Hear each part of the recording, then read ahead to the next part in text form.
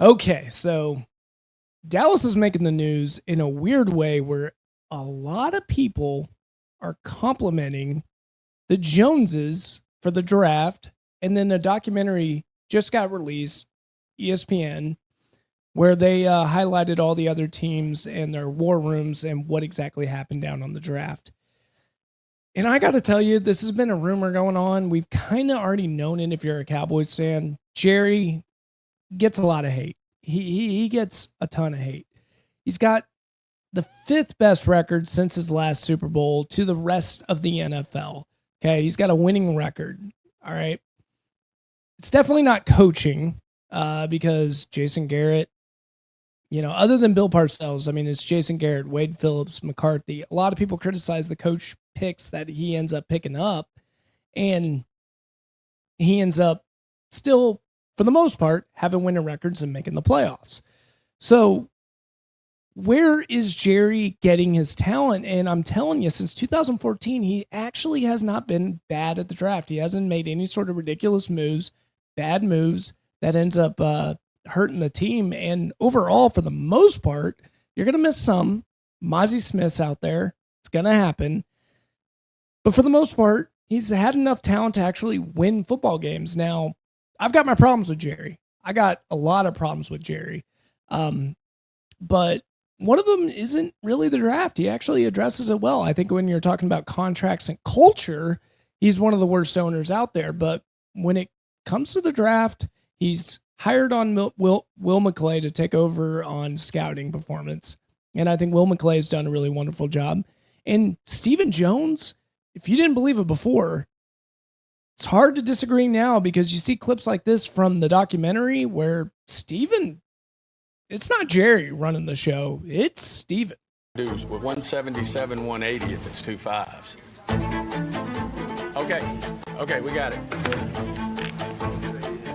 Fade in. Hold on, guys, please be quiet. Hello, Ken. Hey, this is Steven.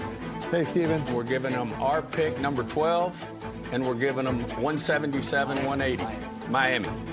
Oh, okay, yep. Are we good? Yes. Yep. Turn it in. You have a deal. So it's You can not- go. Okay. Well, it doesn't. We're on the clock. It's We're on the we got clock. plenty of time. They're turning it in. We got 10 seconds, 2 seconds. Then it's us on the clock. Then it's us us. on the clock. Better hurry up and get it in.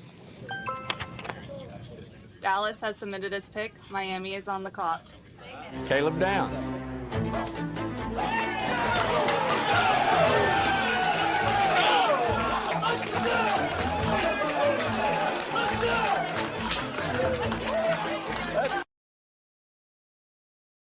I mean, hell, Steven even told everyone to shut up in the room because I got to make a phone call, including his dad. I mean, I could not believe what I saw over there, and I'm really happy if this is the case because the transition's happening, guys. Whenever Jerry passes away, we all know the results. It's going to be Stephen Jones in charge of it. And if they continue following what Will McClay has done so far in the scouting department and Stephen Jones, manhandling the draft like he is, I think we're going to be at least in good shape in that department. Now, I don't know about culture. I don't know anything about it. Jerry's still Jerry. I'm not denying that.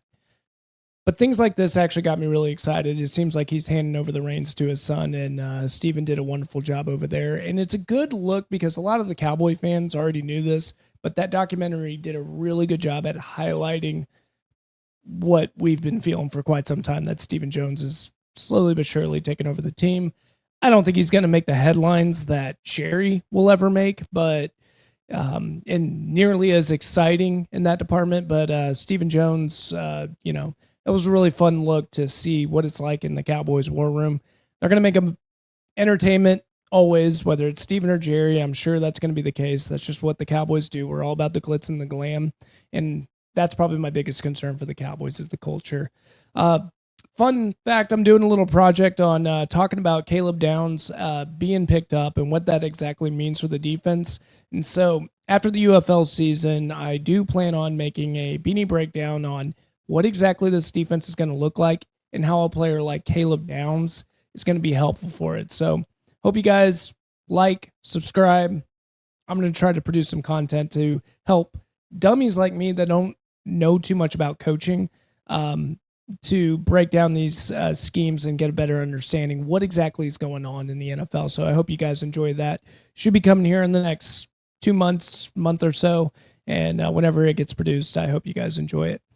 The other big news for the Dallas Mavericks, they ended up hiring a co-governor and president of basketball operations. Mazzy Yurdi ended up taking it over in that department. Dumont hired him, and I love it. I love the fact that, one, he's got credentials. He was responsible for the Toronto Raptors to end up winning that title. He got Leonard over to Toronto for that 1 year to go get that title, and he built a really solid team around him. So I like, especially the Raptors too, by the way. The Raptors were a dumpster fire until he took over and actually got that team a championship. So I like the fact that on a basketball side, he's a reasonable general manager that's taken over for the, not general manager, president of basketball operations, is taken over for the Mavericks. And another part that I really enjoy is the fact that he is co-governor.